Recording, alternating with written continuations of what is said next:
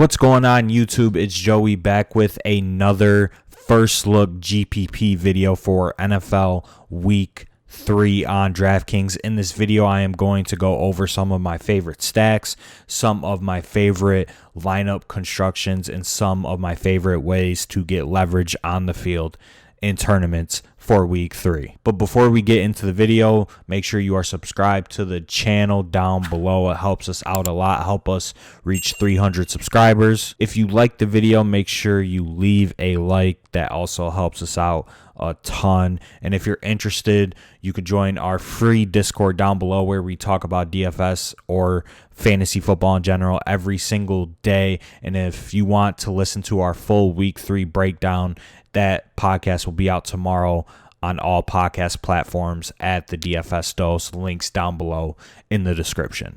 Now that we have the plugs out of the way, let's talk about week 3 and where I think you should go to try and win some money on DraftKings. Week 3 is very similar to week 2, as I think the balanced build is going to be the optimal build and the way that people go in tournaments. So you're going to end up having, Najee Harris chalk again. You're going to end up having Chris Carson chalk again. And if you're new to like DraftKings and DFS and you don't know what chalk is, because I'm going to say it a lot, that's just the highest owned players. So Najee Harris is going to be a very high owned player this week again at home, 6,600 against the Bengals. Joe Mixon, 6,300, should have ownership and so on and so forth. So ownership is important for GPPs because you want to know how owned a player is going to be for a specific tournament. And, there's a lot of projection websites out there, a lot of ownership websites out there that you guys can get subscriptions to. I have a couple of them. So that helps me out a ton, and it helps me make better lineups because in tournaments you want to get contrarian in 2021. I think the first couple of winners of the Millie Maker have just been totally contrarian, and that might be a trend to hop on in 2021. It's better to be early than late, and I think being contrarian could be a profitable strategy this year, so I'm going to give it a try. Naturally, I'm a less riskier player in tournaments. I usually play, one of my favorite stacks, whatever stack that might be, and keep it close, and I'll make like little leverage plays, like for instance last week Woods over Cooper Kupp, just a natural leverage play right there at half the ownership. It didn't work out, but that's the way that I like to play tournaments. But I think I have to get more risky, especially if I want to try and win, $1 million or one of these large field contests with all of the money up top. You got to get more contrarian in 2021. So that's what I'm going to be focusing on. And I think the way to do that, ownership included, is to stack one of these high-powered offenses with their high price tags included, just because that will get you away from the chalky balanced build. So whether that be a Patrick Mahomes stack with Tyreek Hill and Kelsey, as you could see, Tyreek Hill 8,400, Kelsey is 8,200, and then that leaves you 4,200 left per player. I don't know how owned they are going to be this week, but the Chiefs stack usually goes unowned every single week on DraftKings just because of their price tag and just because people have this perception that they're going to be chalky when in reality everybody thinks that. So then everybody ends up fading them. So I love the Chiefs stack. I mean, that's easy. Kyler Murray, you can never go wrong with playing him and DeAndre Hopkins and Rondale Moore. Just a high-powered elite offense. Kyler Murray is the fantasy MVP after 2 weeks, and he's only 8,300, so that's another pricey stack that you can play in week 3 that might have lower ownership. I'm not too sure on that, but I think a spot where not many people, in my opinion, are gonna go, and that's Russell Wilson this week, and that's because he's 7,600 on the road in Minnesota, but it's a great spot for Russ and his wide receivers, and you have Tyler Lockett and DK Metcalf priced right next to each other. And Tyler Lockett has been the guy so far this season, right? Tyler Lockett is the wide receiver 2 in full PPR. He's put up back-to-back monster games, and I think he's going to go virtually unowned in this spot. And same with DK Metcalf, especially DK Metcalf. So I love playing, this double stack, and a lot of people aren't going to do it. And historically, it's been one or the other going off. Either Tyler Lockett goes off or DK Metcalf goes off, and not both. But if we're trying to get leverage on the field by playing a high upside passing stack, I think the Seahawks fit that mold. I don't think they're going to be too chalky in this spot. They could be. I could be totally wrong, and then my opinion from this video would change later in the week. But I'm recording this Tuesday, and as of right now, I believe that the Seahawks stack will not be too owned. So I love targeting the stack. If you want, you can go down to like a Gerald Everett at tight end and just take up a tight end spot, and then you got a Russ double right there. And then the bringbacks are great with Justin Jefferson at 7,200 and Adam Thielen is 6,700. So I think this stack in this game is the GPP game to target that I don't think will be too high owned, because everybody's going to gravitate towards that KC Chargers game. I think everybody's going to gravitate towards that Tampa Bay Los Angeles Rams game just because of some of the price tags on the wide receivers in that game. So I love targeting the high upside stack of Russ Wilson and 2 of his pass catchers with a Vikings bring back. I think that is very good, and it's pretty contrarian for this week. And I think that's just the theme of the week for me, is trying to get more contrarian at every spot. So the mid-range running backs this week are going to be chalk, as I mentioned briefly earlier. So it's all about just finding good leverage plays in this specific range. So if I expect Najee Harris to be chalk and Joe Mixon to not be chalk, I'll just run Joe Mixon over Najee Harris and vice versa. Or if Saquon figures to have no ownership, I'll run Saquon over these guys and just take the ownership discount. So that's the way that I'm focusing tournaments.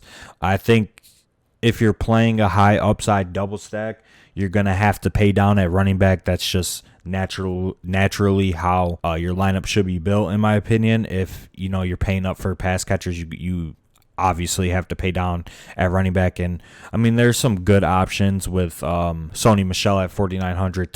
Tough spot, but if Darrell Henderson is out, he's a fine play. CEH should be chalk. I mean, 4,800 is kind of ridiculous for a player that I've been critical of. I mean, you can go on the same YouTube and find a couple of videos down where people were just killing me for my CEH as a bust take, but I could separate that from Draftkings and realize, like, if he gets 15 to 18 touches in this spot against a Chargers defense that just gave up like 200 rushing yards to Tony Pollard and Ezekiel Elliott, CEH is a phenomenal play this week. So you can go there in tournaments, and then you can go like Chase Edmonds or whoever in this mid-range in the large field tournaments. So I think that's where I'm going to live in GPPs. For running back, at wide receiver, it's kind of the same story as running back. This mid-range is going to be heavily owned. So Chris Godwin, Keenan Allen, Cooper Kupp, Robert Woods at 5,700. So it's pretty easy to get leverage, especially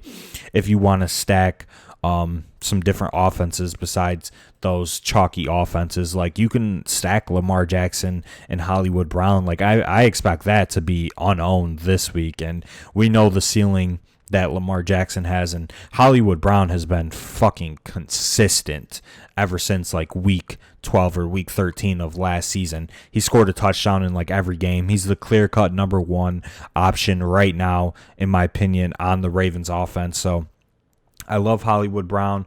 As you could see, 19 points, 26 points for Hollywood. So I love Lamar Jackson to Hollywood stacks. I love the Ravens team just in general for GPPs. I think they're going to go literally unowned in this spot against the Lions, and it's a very good spot. And as you can see, Mark Andrews 5,000 is in play as well. And then if you want, you can bring it back with TJ Hawkinson. So So I think the Ravens game is a phenomenal game to target Lamar Jackson. I'll just throw him in here to Hollywood Brown at 5,600, and then you could run it back with T.J. Hawkinson. I love this stack. It's not too crazy in terms of pricing. Hollywood is relatively cheap. TJ Hawkinson is cheap, and he's been just snapping. Shout out to Hawk. And Lamar Jackson, I mean, God, Lamar is an absolute dog out there on the football field, 20, 37. This is the type of ceiling that Lamar could put up on a daily basis.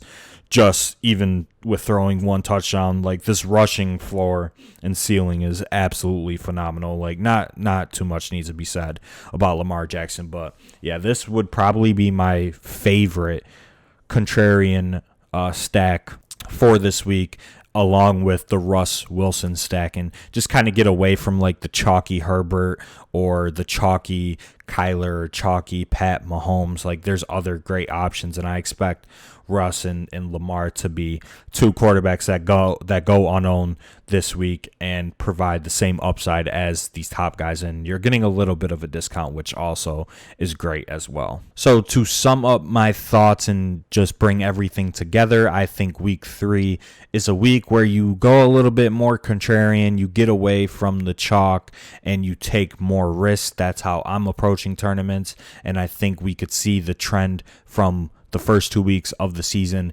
carry on throughout the entire season. So I'm going to be playing a little bit more risky, a little bit more contrarian, and I think the Seattle double stack and the Lamar single stack with TJ Hawkinson on the bring back are two of the best contrarian stacks on the board this week.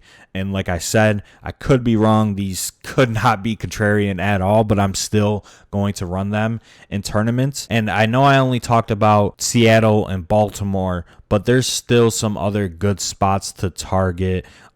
Brady is just on a tear this year, and you're getting a great game environment there, in my opinion. So Brady stacks are in play. I'll go back to the well with Ryan Tannehill. I'll keep on doing it until I go broke. So I love Ryan Tannehill with A.J. Brown and Julio Jones, who are both 6,500. And then if you want to go cheap, I mean, Daniel Jones, I think, is going to have ownership this week at 5,800.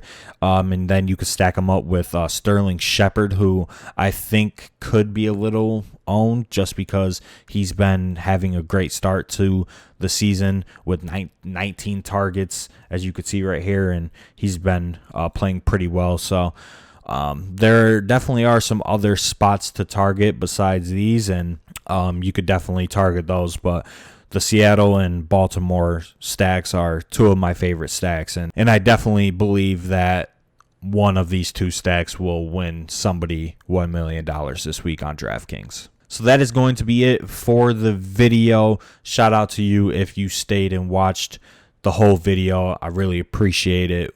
We here at the DFS Dose, Ben and I, appreciate it. On the same YouTube channel, Ben releases his cash pool video every single Friday, so make sure you check that out on Friday. He'll break down every cash viable player, and like I mentioned at the top, we drop a podcast every single Thursday.